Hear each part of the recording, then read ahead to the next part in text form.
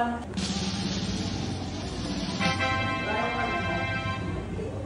Demesa Angel.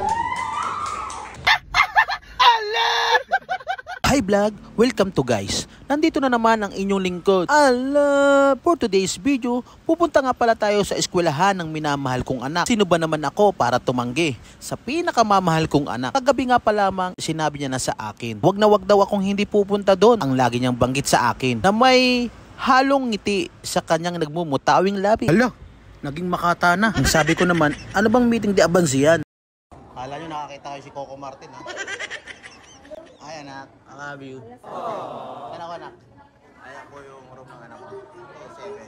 7. Sino ba yung advisor mo? Sino? Pugo? Ah, si Pugo. Pugo pala. Ayan, mga... Ay ka muna kayo. Ayan, mga classmate ng anak ko yan. Awala geng-geng. Alam, sa mga gangster kayo ha. Alam niyo yung mga ay sa mga awala geng-geng. Ayan mga classmate ng anak ko na napakababae. Mababait ba tayo? Mababait ba yun eh? Sobra? Parang nahihiya ka.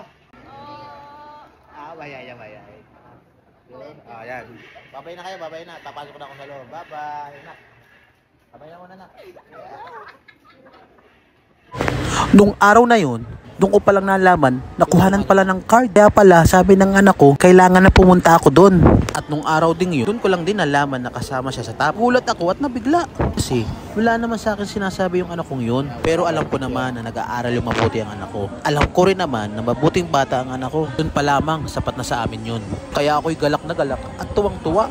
Tingnan nga pala mga kaalab ang kanilang advisor. At yung anak ko nga pala ang nakatuka para sa attendance ng mga magulang. Nung ako na nga mag-attendance mga kaalab, ako naman si Papa Alab ay nagkunwari. Hindi ko alam kung saan ako pipirma. Kaya mga kaalab, ngumiti siya dyan.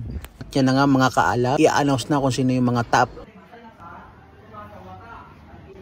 Top 5, Ohio Day. Regulia Gibini. Bayan? Bayan nanay niya. Top 4. 88. Average. Marisa Jerome. At top 3. Lalaki. Ilocano. Kasim.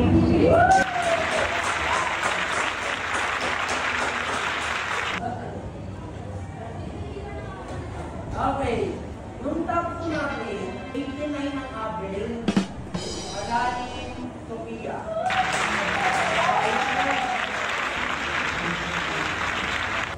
At ang ating top 1, okay, Demesa Angel.